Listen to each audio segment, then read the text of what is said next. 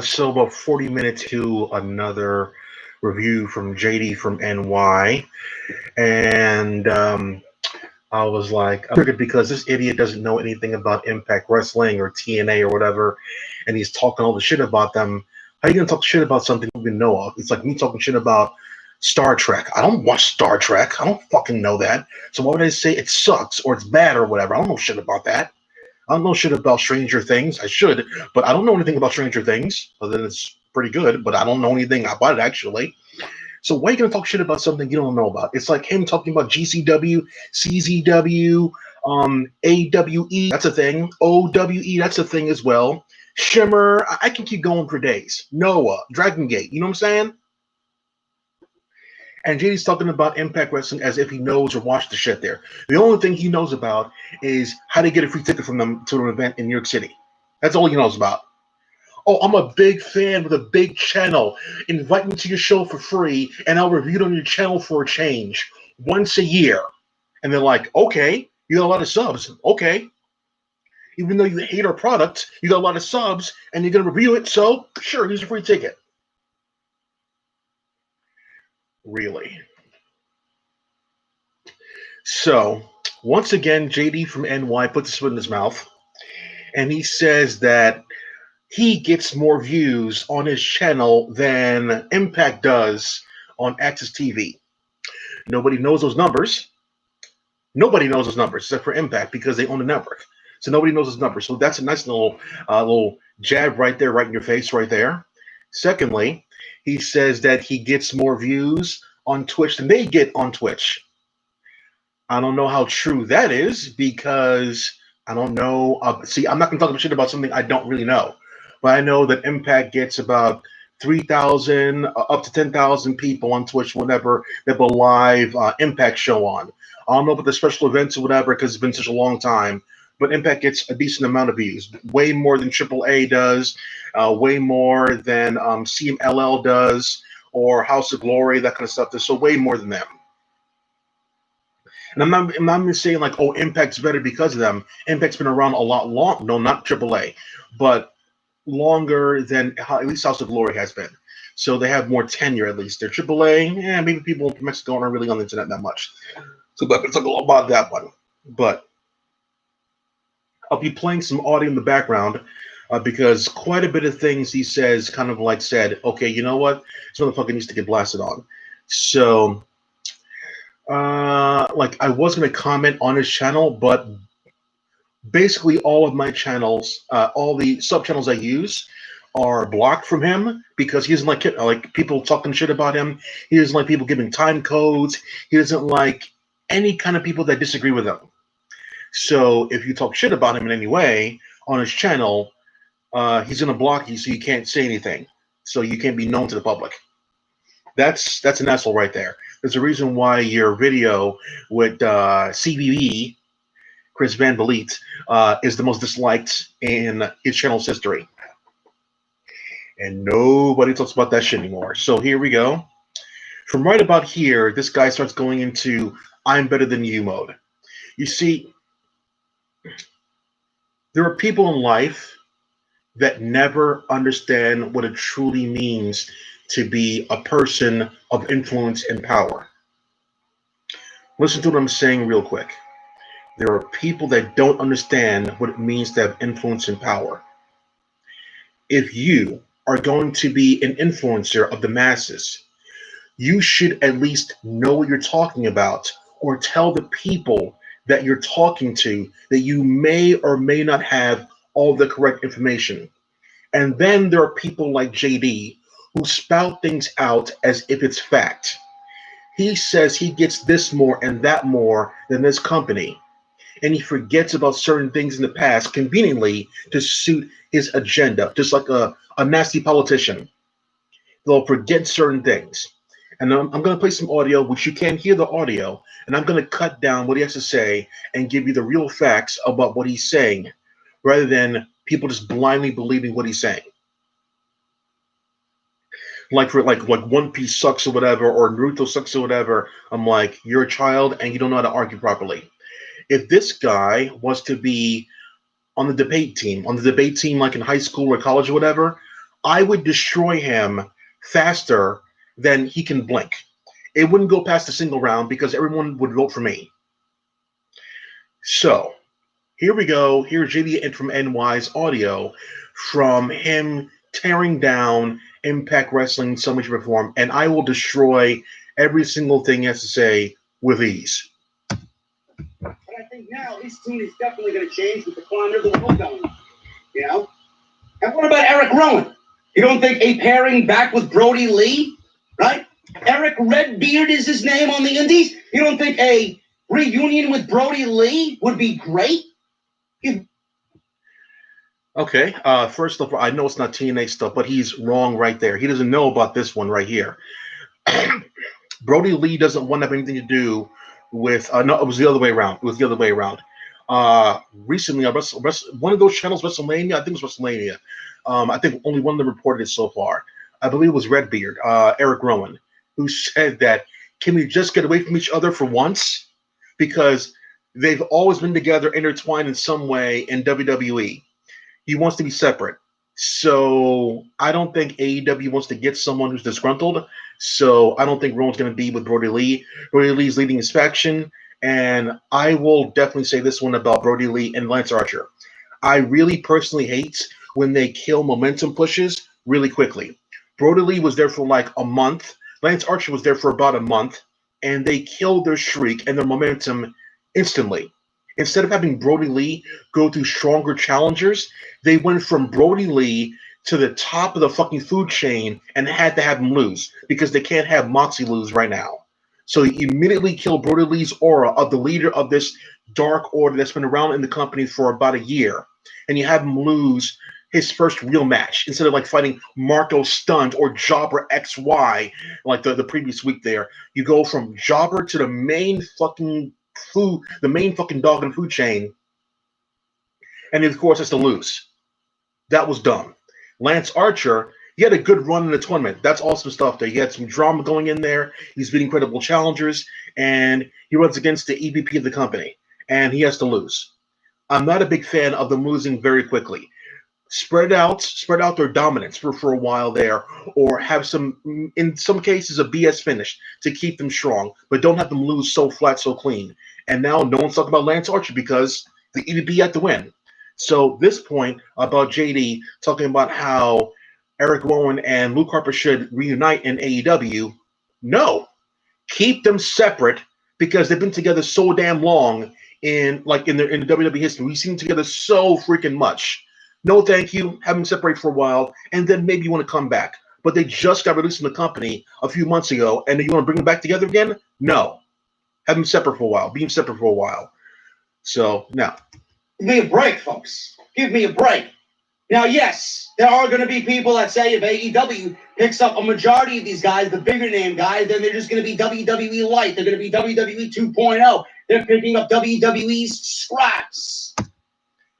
So when TNA or Impact Wrestling picks up a WWE personality, everyone's saying TNA is hiring, TNA is hiring.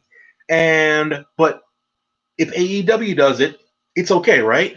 Because it's AEW, right? That's the most hypocritical thing I've ever heard in my life. One company can't do it, another company can do it. It's the exact same thing. And he's about to say that AEW doesn't push WWE talent to the forefront as soon as they get in. Brody Lee, ring a bell? And he's about to say that AEW likes to push the underutilized talents. Yeah, on Dark, but not in programs or good matches on the main show. No, they're on Dark. But what is one man's junk is another man's treasure. I don't see why. Well, like I said, the one was saying that about TNA, like, oh, you're just taking WWE scraps there. They weren't saying positive things about what they were doing. You would ever say AEW is becoming WWE Light. I mean, this is how the business works. Well, I call AEW WWE Light in some ways or forms because everything is pretty much the same. You have a few nuances here and there, but you're not really doing anything different than WWE does. Same tag rules. I think it's the same tag rules. I think like it's a 10 count, not a 5 count or whatever, which is a BS anyway. Normally counts that shit. Essentially the same tag rules, the same rules for a Royal Rumble, the same rules for a Battle Royal, the same freaking rules. Women's matches are pretty much ignored. WWE actually puts more emphasis in the women's division now. They definitely do now, for sure. So like the match stipulation are the same, the DQ count out, yada yada, same old stuff there. They don't know how to do promos like really strongly in AEW compared to other companies. Impact Wrestling does promos really good. I can't think of one person who's awkward at doing promos in Impact Wrestling. From TJP to the fanny pack guy, Rich Swann. You know, I can't think of anybody who does promos awkwardly in the company. I can't think of a single one. But in AEW, there's some people that definitely need some promo work. So yeah, there's rarely anything really different that stands out from AEW that WWE doesn't do. If you're talking about the win-loss record nonsense, that's supposed to mean something. Of course, we all knew it was not going to mean anything. But when someone comes down the aisle, you see a graphic on the screen for like a second about their win-loss record in AEW. Gone. I'm like, can I look at the fucking record? They don't want you to see the record. It's not important. So you get like Peter Avalon, and Peter Avalon is the guy, and the guy who does all the BTE videos. The guy who looks like Kratos from God of War. So they're having a losing contest. So you can like actually win a match. Are you fucking serious? That's intriguing. That's awesome stuff there. Give me a break. Give me a fucking break. And also like Jinder Mahal fight against Baron Corbin. Ridiculous. So AEW is like lighting up the fucking world with their undercard. Those two guys were never in WWE, and it shows because they're not being pushed or anything relevant like a WWE guy. Let's take a look at who's being pushed hard in AEW right now. WWE guy Dean Ambrose, WWE guy Matt Hardy, WWE guy Chris Jericho, WWE guy Brody Lee, aka Luke Harper, WWE guy. I can keep going on now. You get the fucking point. Unless you're EVP or WWE, you're not going to be pushed to the main event scene. Currently, right now, but I don't know the rest of the year is going to go. It's like 6 months up to the end of the year already. God damn. So this is what happened during the Monday Night Wars. Now you're seeing the same thing happen or happening here. And the same thing is going to happen here. That's why the Revival ended up in AEW. You gotta be a goddamn fucking fool to let the Revival just sit out there in the free agent pool. Why wouldn't you want them? They're one of the best tag teams on the fucking planet. It doesn't matter if you think AEW is going to be WWE like. This is how you grow. This is how you bring awareness to the product. You may sit there and you may think, well, WWE is releasing all these guys. AEW is going to pick them all up. And AEW is going to lose its appeal. AEW is deviating away from what we originally thought AEW was going to be. It was genuine. It was building from within. And now we got all these WWE guys coming in. I'll say this about that statement. Well, he didn't really pick up on this one. Yes, they are bringing in a lot of WWE guys. However, what AEW is doing is that they're not using them in the same way that WWE used them. It's just they got the characters and they're doing something AEW-like with them. So they're not just, taking them and then using them as is, like they did with AJ Styles. AJ Styles, Keith Lee, Dijakovic, essentially Punishment Martinez is the same thing, but they changed his name. It's just he's the same thing. Finn Balor is essentially the same thing. Kevin Owens essentially is the same thing. But Dean Ambrose, he comes on the steps like John Mox comes on the steps like Dean Ambrose is, but his don't give a shit attitude is like pushed up to 11. Like way more singles time, way more promo time. In AEW, Chris Jericho's not the same thing at all. Matt Hardy is doing some multiverse thing going on, which he never did anywhere else. We don't know what they're going to do with FTR. Shawn Spears is not the same person he was in WWE. So, like, yeah. So they're doing something different with them. So they're not just taking them and calling it a day. They have plans for something else with them. If you honestly think that Cody and Tony and the Bucks and Omega are going to bring in all these WWE guys and put them ahead of what they've currently built in this 1 year, in this first year, you're a fool. Or we're absolutely right. They absolutely are putting WWE guys ahead of other people there. Brody Lee, Luke Harper was in the main event after being there for only a month. Chris Jericho won the championship as soon as he got there. Not a single other person took the belt off of Chris Jericho except for another WWE guy, John Moxley, Dan Ambrose. So if you think that the AEW is going to put WWE guys to the top of their company, they already did, and they will, and they'll continue to do so until another hot WWE guy comes in there and wants to take the belt off of Moxley. So if never gonna happen, but Baron Corbin wants to come in there, he'll take the belt off of Dean Ambrose. So maybe Dean Ambrose will lose it like it's a triple threat nonsense. So yeah, AEW is definitely doing that. You're a fool.